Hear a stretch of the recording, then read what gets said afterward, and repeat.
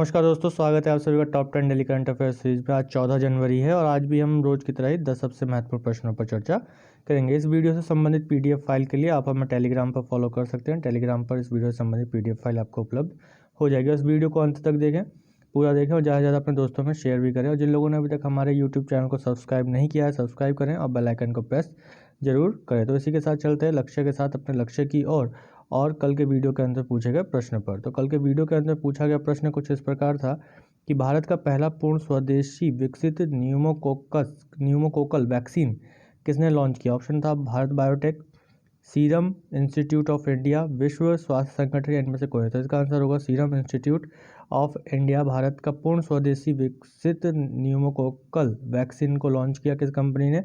Serum institute of India ने इसको launch किया है।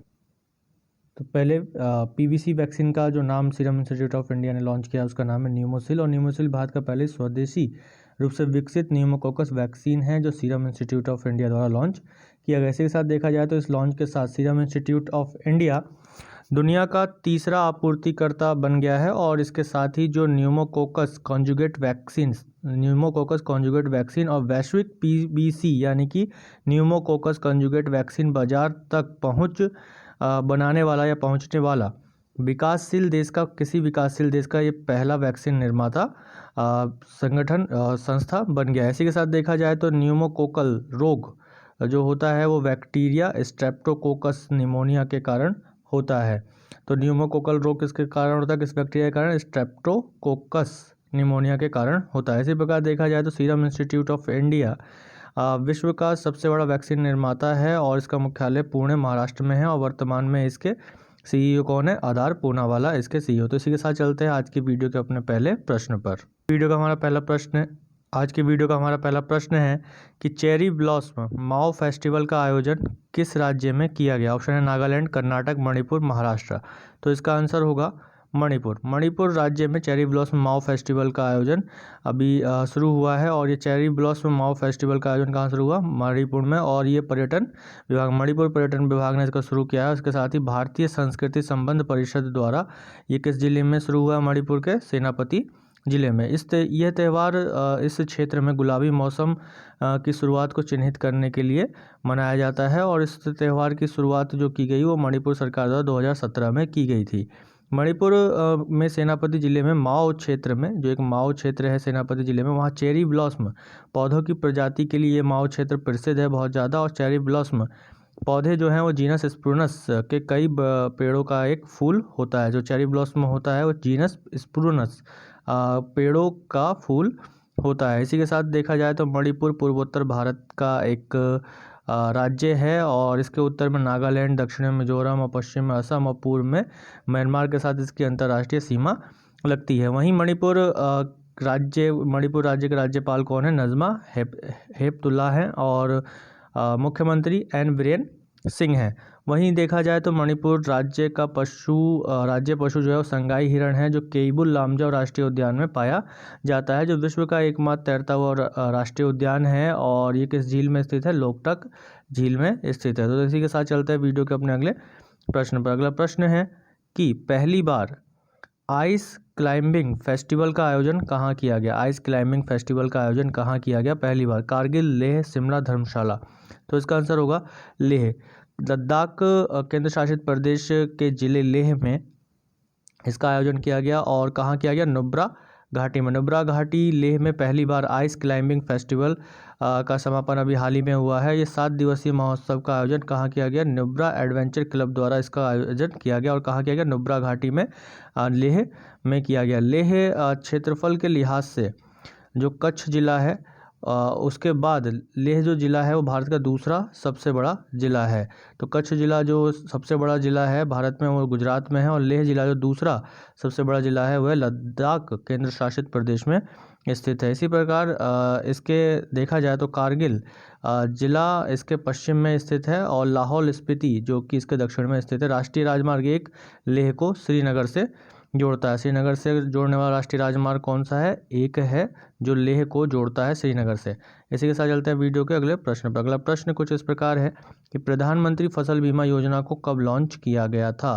प्रधानमंत्री फसल बीमा योजना को कब लॉन्च किया गया था? ऑप्शन है 13 जनवरी 2016, 14 जनवरी 2016, 15 जनवरी 2016, 16 जनवरी 2016। तो इसका आंसर होगा 13 जनवरी 2016। तो इसी के साथ देखा जाए तो प्रधानमंत्री फसल बीमा योजना को 13 जनवरी 2021 को 5 वर्ष पूरे हुए हैं और इसे 13 जनवरी 2016 को केंद्रीय कृषि और किसान कल्याण मंत्रालय द्वारा शुरू किया गया था। वहीं भारत सरकार ने किसानों के नामांकन और फसल नुकसान के आकलन के लिए प्रधानमंत्री फसल बीमा योजना पोर्टल और फसल बीमा मोबाइल ऐप को लॉन्च किया है। वहीं देखा जाए तो ऐप की मदद से किसान अपनी फसल के नुकसान की रिपोर्ट भी दर्ज करा सकते हैं। एक दृष्टि यदि डालें प्रधानमंत्री फसल बीमा योजना पर, तो प्रधानमंत्री फसल बीमा योजना वर्ष 2016 में कृषि एवं किसान कल्याण मंत्रालय के अंतर्गत प्रारंभ किया गया था।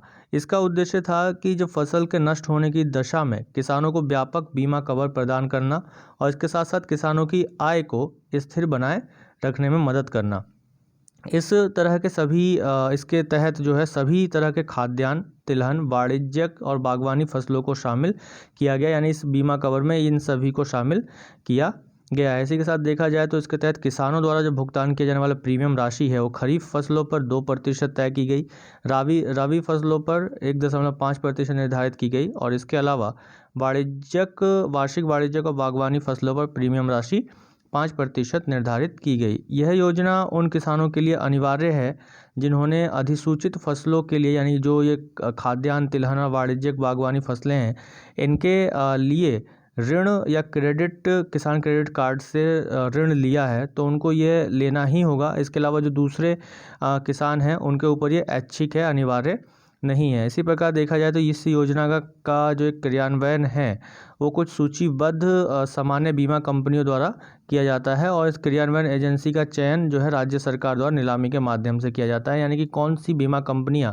इसमें बीमा प्रोवाइड कराएंगी, सेवा प्रदान करेंगी, उसका निर्धारण राज्य सरकार द्वारा नीलामी के माध्यम से किया जाता है। इसी प्रकार देखा जाए तो इस योजना में न सिर्फ खड़ी फसल बल्कि फसल पूर्व बुआई और फसल कटाई के पश्चात जोखिमों को शामिल किया जाता है तथा इस योजना के तहत स्थानीय आपदाओं की क्षति का भी आकलन किया जाएगा तथा संभावित दावों के 25% तत्काल भुगतान ऑनलाइन माध्यम से किया जाएगा, यानी कि जो 25% है उसका भुगतान ऑनलाइन माध्यम से किया जाता है जबकि 75% का आकलन के बाद किया जाएगा। इसी के साथ चलते हैं वीडियो के अपने अगले प्रश्न पर। तो अगला प्रश्न कुछ इस प्रकार है हमारा कि कायाकल्प पुरस्कार की शुरुआत किस योजना के अंतर्गत की गई? कायाकल्प पुरस्कार की शुरुआत किस योजना के अंतर्गत की गई? ऑप्शन है अमृत योजना, स्वच्छ भारत मिशन, आयुष्मान भारत योजना, इनमें से कोई। तो इसका आंसर होगा स्वच्छ भारत मिशन योजना। तो हाल ही में अभी केंद्रीय स्वास्थ्य मंत्री डॉक्टर हर्षवर्धन ने स्वच्छता और साफ सफाई के उच्च मानकों के लिए सार्वजनिक और निजी स्वास्थ्य सुविधाओं यानी अस्पतालों के कायाकल्प पुरस्कार प्रदान किए हैं। तो इसी प्रकार देखा जाए तो कायाकल्प पुरस्कार की जो शुरुआत है वह 15 मई 2015 को स्वास्थ्य और परिवार कल्याण मंत्रालय द्वारा स्वच्छ भारत मिशन के तहत शुरू किया गया था। किस मिशन के तहत शुरू किया गया था? स्वच्छ भारत मिशन के तहत कब? 2015 में शुरू किया गया था। तो अभी कायाकल्प पुरस्कारों की घोषणा डॉक्टर हर्षवर्धन द्वारा की गई जो कि केंद्रीय स्वास्थ्य मंत्री हैं। स्वच्छ भारत मिशन पर या अभियान पर एक दृष्टि डालें तो स्वच्छ भारत अभियान की शुरुआत 2 अक्टूबर 2014 को महात्मा गांधी की 145वीं जयंती के अवसर पर राजघाट नई दिल्ली में की गई थी। कहाँ गई थी? राजघाट नई दिल्ली में की गई थी और इसका उद्देश्य जो था वो इस प्रकार था कि खुले में शौच की जो समस्या है भारत में उसको समाप्त करना और हर घर में शौचालय का निर्माण, जल आपूर्ति और ठोस और तरल कचरे का उचित तरीके से प्रबंधन करना रहा है। इसी के साथ साथ इस अभियान का अन्य उद्देश्य यह भी है कि जो सड़कों और फुटपाथों की सफाई है और अनाधिकृत क्षेत्रों में जो अतिक्रमण है उसको हटाना, मैला ढोने की जो प्रथा है उसका उन्मूलन करना और स्वच्छता से जुड़ी प्रथाओं के बारे में लोगों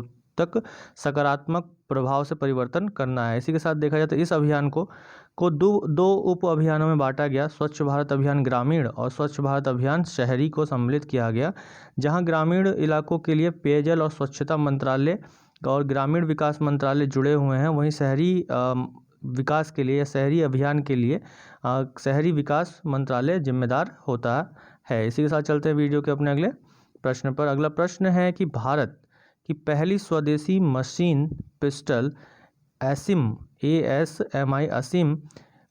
को विकसित किसने किया? ऑप्शन है भारतीय अंतरिक्ष अनुसंधान संगठन, रक्षा अनुसंधान और विकास संगठन, भारतीय आयुध निर्माण संगठन या इनमें से कोई। तो इसका आंसर होगा रक्षा अनुसंधान एवं विकास संगठन यानी कि DRDO। तो रक्षा अनुसंधान और विकास संगठन यानी DRDO ने भारतीय सेना के साथ मिलकर भारत की पहली स्वदेशी मशीन पिस्टल ASMI का विकास किया है। और इसी प्रकार देखा जाए तो DRDO की स्थापना, DRDO के विषय में अगर देखें तो DRDO की स्थापना 1958 में की गई थी और इसका मुख्यालय नई दिल्ली में DRDO भवन में स्थापित है। कहाँ है? नई दिल्ली में DRDO भवन में स्थापित है और ये भारत सरकार की एजेंसी है DRDO। यह सैन्य अनुसंधान और विकास से संबंधित कार्य करती है और DRDO का आदर्श वाक्य क्या है? बलस्य मूला विज्ञानः। इसी प्रकार देखा जाए तो वर्तमान में DRDO के चेयरमैन कौन है? डॉक्टर जी सतीश रेड्डी हैं और DRDO के नियंत्रण केंद्रीय रक्षा मंत्रालय के पास है। आगे बढ़ते हैं अगले प्रश्न पर। तो अगला प्रश्न है कि हेनले पासपोर्ट इंडेक्स 2021 में भारत का स्थान कौन सा रहा? ऑप्शन है 81वां स्थान, 83वां, 85वां, 88वां। तो इसका आंसर है 85वां स्थान पर हेनले पासपोर्ट इंडेक्स 2021 में भारत का स्थान रहा। और हेनले पासपोर्ट इंडेक्स को अंतर्राष्ट्रीय हवाई परिवहन संघ द्वारा लॉन्च किया जाता है। अंतर्राष्ट्रीय हवाई परिवहन संघ द्वारा लॉन्च किया जाता है और इस सूचकांक को लॉन्च करने के लिए लगभग 227 विभिन्न यात्रा स्थलों पर विचार किया गया है। इस इंडेक्स को उन गंतव्य स्थलों की संख्या के आधार पर जारी किया जाता है जिन्हें पासपोर्ट धारक बिना वीज़ा के एक्सेस कर सकते हैं। इसमें देखा जाए तो अफ़गानिस्तान, इराक और सीरिया जैसे देश 26, 28 और 29 के स्कोर के साथ सबसे खराब पासपोर्ट वाले देश रहे हैं। वहीं इस रिपोर्ट में कहा गया है कि जापानी नागरिक 191 देशों की यात्रा कर सकते हैं और जापान इस सूचकांक में पहले स्थान पर रहा है। इसी प्रकार देखा जाए तो 190 के स्कोर के साथ सिंगापुर दूसरे स्थान पर, 189 के स्कोर के साथ यह दक्षिण कोरिया और जर्मनी तीसरे स्थान पर रहे हैं। भारत का स्थान इसमें कौन सा रहा है? 85वां स्थान भारत का इसमें रहा है। इसी प्रकार चलते हैं वीडियो के अपने अगले प्रश्न पर। अगला प्रश्न है कि तटीय रक्षा अभ्यास सागर विजन 21 किस देश का अभ्यास है? France, Japan, Bharat, Myanmar. तो इसका आंसर होगा भारत। तो अभी हाल ही में तटीय रक्षा अभ्यास सागर विजन 21 का आयोजन किया गया जो कि 12 से 13 जनवरी 2021 को देश की कुल 7,516 किलोमीटर लंबी समुद्री तट पर आयोजित किया गया। इसका उद्देश्य समुद्री तटीय की रक्षा करना है। जो हमारा 7,516 किलोमीटर लंबी हमारी जो तटीय सीमा है उसकी रक्षा करना इसका उद्देश्य है और जिसमें सभी तटीय राज्य, केंद्र शासित प्रदेश और विशेष आर्थिक क्षेत्र शामिल हैं। इसी प्रकार चलते हैं अगले प्रश्न पर। अगला प्रश्न है कि किस क्षेत्र को लाभान्वित करते हुए गृह मंत्री अमित शाह ने हाल ही में जनवरी 2021 में सिंगल विंडो क्लियरेंस सिस्टम शुरू किया? ऑप्शन है आयकर दाता, कोयला खदान, विदेशी संस्थागत निवेशक या इनमें से कोई नहीं। तो इसका आंसर होगा कोयला खदान। केंद्रीय गृह मंत्री अमित शाह ने कोयला खदानों के लिए सिंगल विंडो क्लियरेंस सिस्टम शुरू किया और यह इस क्षेत्र में इसकी वजह से क्या होगा कि अनुमोदन प्रदान करने में लगने वाला जो समय है उसको कम करने में मदद मिलेगा और इस प्लेटफॉर्म से कोयला खदानों को सुचारू रूप से संचालन करने के लिए मंजूरी प्रक्रिया भी आसान होगी। और यहीं पर देखा जाए तो भारत का जो लक्ष्य है कि 2024 तक कोयला के खदानों में आत्मनिर्भरता को हासिल करना है, कोयला क्षेत्र में आत्मनिर्भरता को हासिल करना है। तो चलते हैं वीडियो के अपने अगले प्रश्न पर। अगला प्रश्न है कि वार्षिक भारत और फ्रांस सामरिक वार्ता 2021 में भारत का प्रतिनिधित्व किसने किया? ऑप्शन है बिपिन रावत, राजनाथ सिंह, अजीत डोभाल, नरेंद्र मोदी। तो इसका आंसर होगा अजीत डोभाल। अभी हाल ही में क्षेत्रीय और वैश्विक मुद्दों पर चर्चा करने के लिए वार्षिक भारत और फ्रांस रणनीतिक वार्ता 2021 का नई दिल्ली में आयोजन किया गया और इसमें भारतीय प्रतिनिधि का नेतृत्व किसने किया? राष्ट्रीय सुरक्षा सलाहकार अजीत डोभाल ने किया।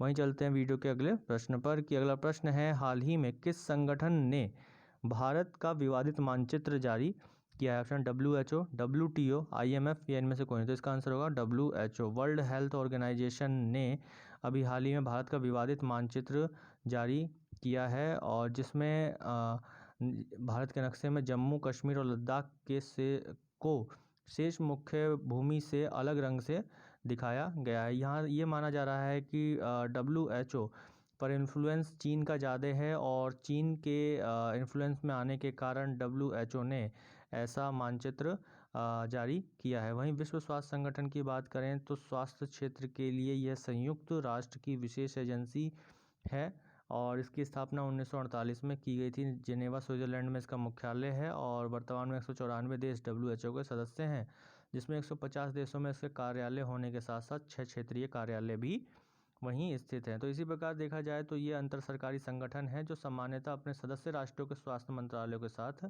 मिलकर कार्य करता है। वहीं WHO ने 7 अप्रैल 1948 को कार्य करना शुरू किया था, तो इसी कारण हर प्रतिवर्ष 7 अप्रैल को विश्व स्वास्थ्य दिवस मनाया जाता है। तो ये थे हमारे आज के 10 सबसे महत्वपूर्ण प्रश्न। चलते हैं वीडियो के अंत में पूछे जाने वाले प्रश्न पर। तो वीडियो के अंत में आज का पूछा जाने वाला प्रश्न ये है कि म्यांमार नौसेना में भारत द्वारा प्रदान की गई पनडुब्बी को कौन सी पनडुब्बी को शामिल किया गया है? ऑप्शन है अरिहंत, सिंधुवीर, करंज या इनमें से कोई नहीं। तो इस प्रश्न का उत्तर आप सभी लोग कमेंट बॉक्स में जरूर दीजिएगा, ज़्यादा से ज़्यादा दीजिएगा। ये वीडियो आप लोगों को अच्छी लगी हो तो ज़्यादा से ज़्यादा अपने दोस्तों में शेयर कीजिए, लाइक कीजिए। जिन लोगों ने अभी तक हमारे चैनल को सब्सक्राइब नहीं किया, सब्सक्राइब करें और बेल आइकन को प्रेस जरूर करें। और PDF फाइल के लिए टेलीग्राम पर हमें फॉलो जरूर करें। इस वीडियो का टारगेट भी हम 50 लाइक का रखते हैं और आप लोगों के सहयोग से ज़रूर हमें एक दिन 50 लाइक मिलेंगे। तो